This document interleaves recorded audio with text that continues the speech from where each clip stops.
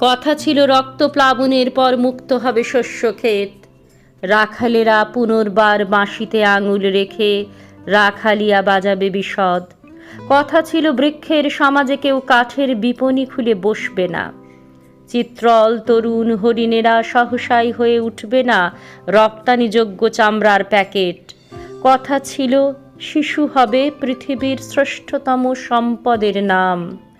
নদীর চুলের রেখা ধরে হেঁটে হেঁটে যাবে এক মগ্ন ভগীরথ। কথা ছিল আঙুর ছোবে না কোনো দিন, অথচ দ্রাক্ষার রসে নিমজ্জিত আজ দেখি আরশি মহল। রাখালের হাত দুটি বড় বেশি শেটনো আর ক্ষীণ। বাঁশি কেনা জানি তার কখনোই হয়ে উঠে নাই। কথা ছিল চিল ডাকা নদীর কিনারে একদিন ফিরে যাব। একদিন বটবৃক্ষের ছায়ার নিচে জড়ো হবে সহজিয়া বাউলেরা। তাদের মায়াবী আঙুলের টোকা ঢেউ তুলবে এক তারায়।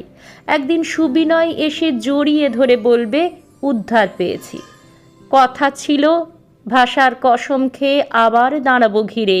আমাদের মাতৃভূমি, জল, অরণ্য, জমিন, আমাদের পাহাড় ও সমুদ্রের আদিগন্ত উপকূল।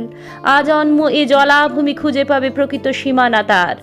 কথা ছিল আর্য বা মুঘল নয়, এ জমিন অনার্যদের হবে।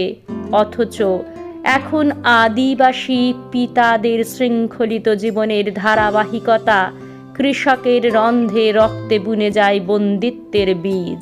মাতৃভূমি খণ্ডিত দেহের পরে তার থাবা বসিয়েছে আর্য বণিকের হাত। আর কি অবাক! ইতিহাসে দেখি সব লুটেরা দস্যুর জয়গানে ঠাসা, প্রশস্তি বহিরাগত তস্করের নামে নানা রং পতাকা ওড়ায়।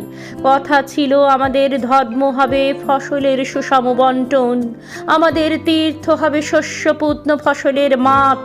অথচ পাণ্ডুর নগরের অপচ্ছায়া ক্রমশ বাড়ায় বাহু অমলিন সবুজের দিকে, তরুদের সংসারের দিকে।